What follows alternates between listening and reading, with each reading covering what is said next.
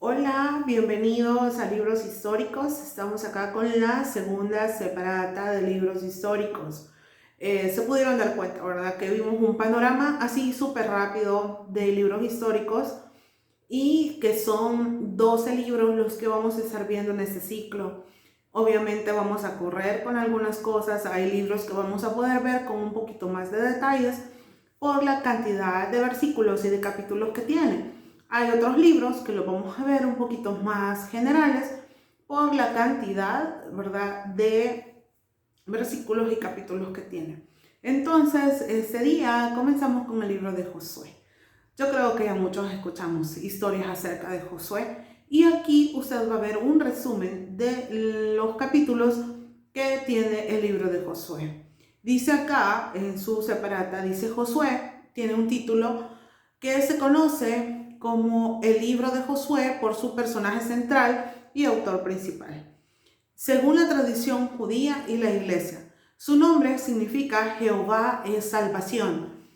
Inicialmente aparece como Oseas, Josué como Oseas, que es salvación, pero fue Moisés quien le cambió el nombre a Josué.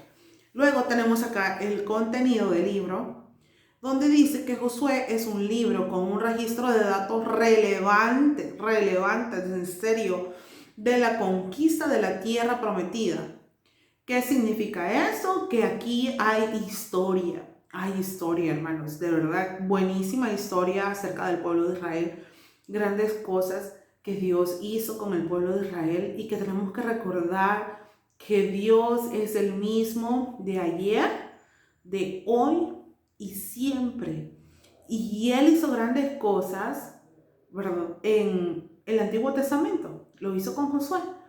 Y lo va a hacer con nosotros. Definitivamente que así va a ser, porque es el mismo Dios. El mismo Dios que sorprendió grandemente al pueblo de Israel, nos va a sorprender a nosotros. Todo está en que nosotros creamos y tengamos la confianza plena en Dios. Luego dice acá, Josué recibe el cargo de líder y la ejecución del mismo, del liderazgo. Ustedes se recuerdan que muere Moisés y ahora le toca a Josué llevar al pueblo de Israel. Cerca de 4 a 5 millones de personas ser guiadas por Josué no era fácil. No fue fácil definitivamente para él. Y si ustedes recuerdan los versículos de Josué más conocidos, ¿cuál es? Uno es el de nunca se apartará de tu boca este libro de la ley, Josué 1:8, ahí sigue.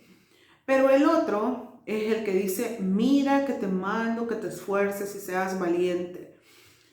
Él recibió, Josué aquí dice, recibe el cargo y la ejecución del mismo. O sea, un liderazgo enorme que no sé cómo hizo él, ¿verdad?, para hacerlo. Nada más que fue la gracia y misericordia de Dios sobre su vida. Y además de eso, recordemos que en Josué, en el capítulo 1, se le menciona muchas veces que se esfuerce y sea valiente. O sea, no fue una vez, fueron varias veces las que dice, esfuérzate y sé valiente, esfuérzate. Porque yo creo que Josué en algún momento, como le digo, o sea, le repito, o sea, le temblaron, ¿verdad?, los pies estar al frente del pueblo de Israel. Y Dios sabía que Josué iba a necesitar muchísimo su ayuda. Entonces, por eso le dice, mira que te mando que te esfuerces y sea valiente. No temas, no desmayes, porque Jehová tu Dios estará contigo donde quiera que vayas. Josué 1:9. Entonces eso pasó al principio. Para Josué no fue fácil. Venía de ver a Moisés, un gran hombre de Dios, cómo hizo milagros, ¿verdad?, con el pueblo de Israel en el desierto, en Egipto, y ahora le tocaba a él. O sea, cómo ha de haber sido la lucha de Josué de sentirse capaz o incapaz de poder llevar a cabo algo tan grande. Entonces era necesario que Dios le estuviera diciendo, esfuérzate. Y lo mismo es para nosotros, o sea, como les repito, Dios es el mismo de ayer, de hoy y de siempre. Y si Dios dice que va a estar con nosotros todos los días de nuestra vida, tenemos que creerlo. En serio, cada situación que nosotros vivamos, saber de que Dios está con nosotros, que Dios está respaldándonos a pesar de la circunstancia, es lo más hermoso que puede haber. ¿Por qué? Porque nuestras fuerzas no provienen solamente de nosotros, sino que estamos adelante y estamos parados y al frente, porque Dios está respaldando nuestras vidas. Veamos que dice acá que la formación de la vida de Israel culminó con la muerte de Moisés, según la separata que está acá. Luego dice que Dios comisionó a Josué para la conquista. Era la parte complicada, a conquistar una tierra y ocupación de Canaán, quien estratégicamente tomó medidas para su invasión. Y esto es lo que hizo Josué, un llamado al pueblo para que se preparara para cruzar el Jordán, el río Jordán. Y envió espías a Jericó, probablemente para conocer las defensas y el estado de ánimo de los habitantes. Su informe demostró a Josué que los habitantes estaban atemorizados y que Jehová ya estaba entregándolos en su mano. Son detalles súper importantes de Josué. Luego tenemos un cruce del río Jordán y la conmemoración de un milagro. ¿Por qué es la conmemoración de un milagro? Porque eso mismo ya había pasado en el Mar Rojo con Moisés. Entonces Dios lo volvió a hacer. Dios vuelve a hacer los milagros. Definitivamente que Él puede hacerlos y mejorados o igual. De la misma manera como estuvo con Moisés, iba a estar con Josué.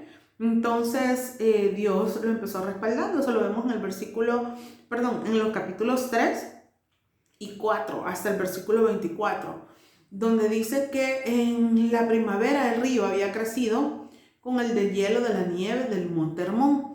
Los israelitas no tenían embarcaciones, sin embargo Dios obró este milagro para darle prestigio y autoridad a Josué, que era súper importante, aunque él no lo pidió. El desarrollo de la fe de los hebreos y mostrarles que expulsaría a los cananeos y dar testimonio a los pueblos del poder y de la fidelidad de Dios. Como Josué tenía que ir a conquistar, obviamente iba a ser súper reconocido Josué ante otros a través de todas las cosas que Dios iba a hacer con él ahí, con el pueblo. Entonces, de alguna manera, esto iba a ser conocido por otros pueblos y se iban a dar cuenta que el respaldo de Dios estaba con él. Luego tenemos unos actos preparativos, que la circuncisión, Pascua, cesa el maná, la aparición del príncipe del ejército de Jehová. Eso lo vemos en el capítulo 5, de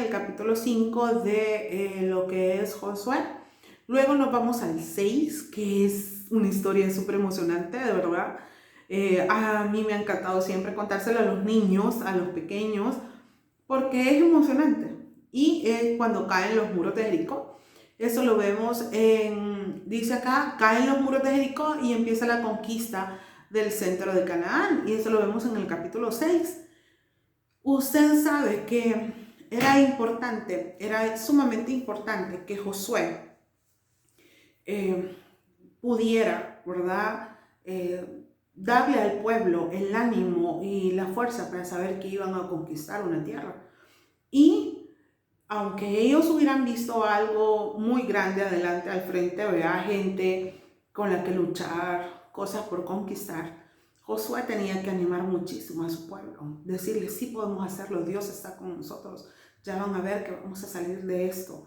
Entonces, ese era un detalle súper importante de Josué, y los empezó animando, nada más y nada menos, con que cayeran los muros de Jericó.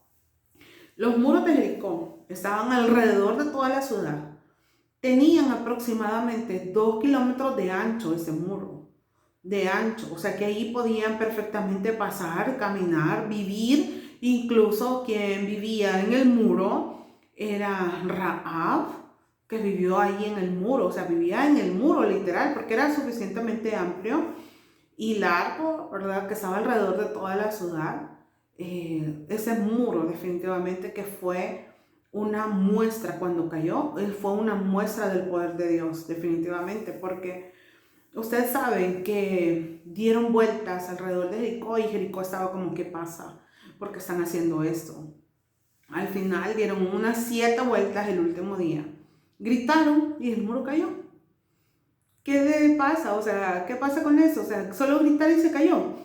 O sea, sí, así es Dios, ¿verdad? Dios hace cosas inexplicables y buenísimas, buenísimas para demostrar su poder. Y les repito, y quizás eso es algo que nos va a llevar a nosotros a acrecentar nuestra fe, el estudio de libros históricos, a recordar que Dios es el mismo de ayer, es el mismo de hoy y va a ser el mismo de siempre. ¿Qué significa eso? Que si Dios hizo grandes milagros en el Antiguo Testamento, puede hacerlos ahora y lo va a hacer más adelante también. Veamos, dice acá en el capítulo 7 y 8 pasa algo feo, digamos, ¿verdad? En algún momento. Y es el pecado de Acán. Este hombre estaban a punto de conquistar una ciudad y él vio, ¿verdad? Dice ahí un manto, unos lingotes, lo guardó. Josué les había dicho, no lo hagan, no lo hagan, ¿verdad? Eso no tiene que ser así. Vino él, lo guardó, ese manto babilónico, lo guardó debajo de su tienda. Fueron a luchar con otra ciudad y eran derrotados. Y era como, ¿qué pasa? Si le ganamos a Jericó, iban avanzando, iban bien. Pero había algo, un anatema. Y anatema, dice acá, es etimológicamente significa ofrenda, pero su uso principal equivale al de maldición, en el sentido de condena a ser apartado o separado. Era el botín, lo sustraído de todo uso humano y maldito o dedicado a la destrucción. Eso fue lo que pasó, por eso perdieron. Acán murió, él y toda su familia. Luego, al ver todas esas cosas, los pueblos que estaban alrededor se veían y decían, algo está haciendo Dios, quizás sí los está respaldando. Y hubieron unos que eran los de Gabaón, súper astutos, de verdad, admirable. En el capítulo 9, las razones por las cuales fueron engañados el pueblo de Israel es porque no le consultaron a Dios acerca de eso, ¿verdad? Los gabaonitas hicieron un drama espectacular ante el pueblo de Israel y ellos se confiaron. Israel se confió y dijo, pues sí, hagámoslo. Hicieron alianza con ellos, prometieron no destruir a su pueblo, mas no sabían que estaban algo cerca. Mire, estas historias aquí, o sea, mi sugerencia es que usted las pueda leer. Y yo más o menos le puedo ir contando algunas cosas que yo he leído y que he aprendido leyendo de verdad mucho. Y la Biblia es súper interesante porque nos muestra siempre cosas grandiosas que Dios hace. Luego tenemos aquí el triunfo sobre 5 reinos del sur de Canaán, del capítulo 10, vemos ahí del versículo 1 al 27. Luego viene un triunfo sobre el reino del norte de Canaán, en el capítulo 11 hasta el capítulo 12. Luego viene aquí algo importante que era la división de Transjordania. Dice que entre 2 tribus y media, eso lo vemos en el capítulo 13. A estas alturas, dice, Josué tenía alrededor de 90 años y no podía guerrear más. Esto fue un estímulo de las tribus por completar la conquista de sus regiones respectivas. Y vemos aquí que había una tierra sin conquistar todavía. Dice Canaán ahora estaba controlado por los israelitas, aunque mucha tierra y varias ciudades aún quedaban por conquistar. Josué le dijo al pueblo que incluyera tanto las tierras conquistadas como las no conquistadas en las heredades. Eso significa que ellos iban avanzando y iban a lograr lo que Dios había prometido. Luego tenemos la división de la tierra de Canaán entre las 9 tribus y media, y eso lo vemos del capítulo 14 al capítulo 19. Esto es mucho por leer, yo sé que es mucho, pero sería bueno que lo hiciéramos, en serio, que lo pudiéramos leer. Tal vez hay cosas que no le vamos a poner algo como muy al detalle, pero es importante que ustedes puedan reconocer que Dios siempre se movió en el pueblo de Israel en cada momento, en todo instante.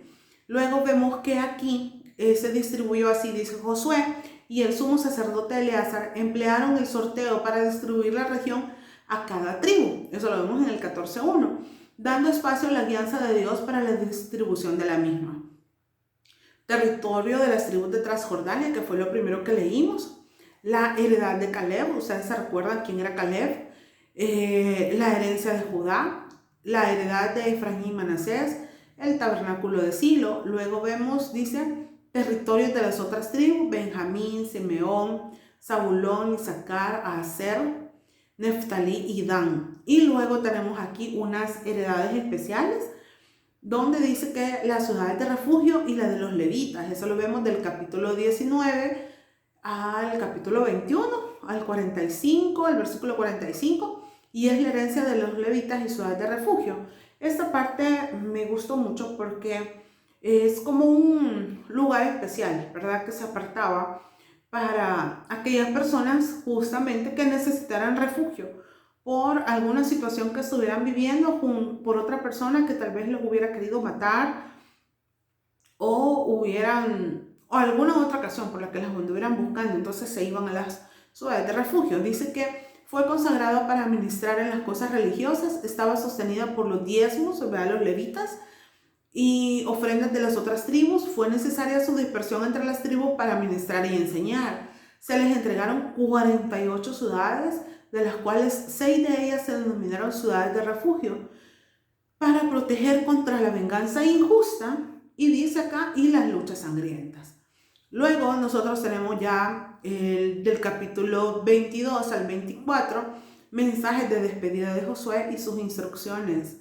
De verdad que esto pasó como súper rápido, ¿verdad? Todo lo que hemos estado viendo, yo sé que esto requiere como un poco más de tiempo, pero podemos saber aquí, leer completamente la separata es súper importante.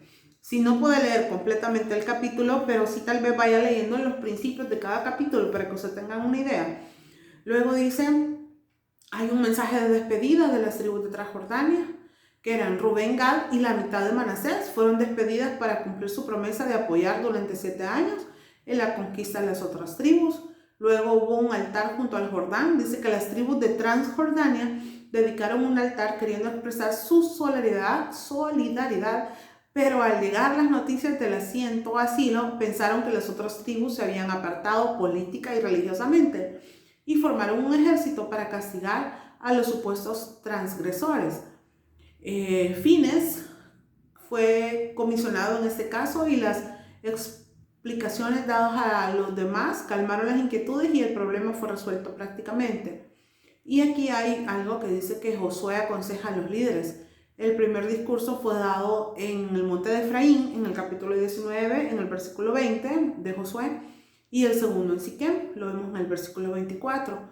El tema de ambos discursos fue el poder y la fidelidad de Jehová.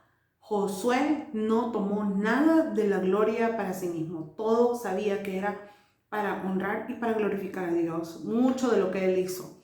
Luego tenemos una exhortación. Luego dice acá que esa exhortación obedecía 4 cosas: obedecer a la ley de Moisés, no rendir culto a los ídolos, no mezclarse con los cananeos y amar a Jehová. Suficiente, definitivamente, para que todo vaya bien. Dice que el gobierno de Israel en los capítulos 23 y 24 describieron los rasgos del liderazgo. Eran ancianos, príncipes, jueces y oficiales. Y él tuvo un último discurso, lo vemos en el capítulo 24 del 1 al 8, y vemos la muerte y sepultura de Josué en el capítulo 24, de los versículos 29 al 33. Y murió a la edad de 110 años, y fue un elogio al siervo de Dios. Eso lo vemos en el 24 al 31, y voy a leer esto último de acá, donde dice en el libro de Josué: la tierra de Canaán es la imagen de la vida plena del Espíritu. La tierra significa la comprensión y la aplicación de los principios de la victoria sobre el pecado, hecha gracias a la vida resucitada del Señor que mora en nosotros. Amén. Todo el propósito de Dios para que el creyente es sacarle de Egipto, del mundo y de sus costumbres, de las situaciones de esclavitud y de las que le atan, haciéndole pasar por el desierto con todas sus derrotas, su aridez, y disfrutar el gozo fragmentario de los recursos de Dios, para llevarle a la tierra de promisión, de victoria y de provisión. Definitivamente que esta es la parte más hermosa, saber que se cumplió ese propósito. Josué cumplió su propósito en esa tierra, hizo lo que tenía que hacer, guió al pueblo, le enseñó, y creo que nosotros aprendemos mucho de él. Así que esto es el libro de Josué, un libro histórico buenísimo, con grandes historias, grandes milagros, y Dios puede hacer lo mismo en nuestras vidas. Así que sigamos creyendo. Que Dios lo bendiga. Nos vemos en una próxima.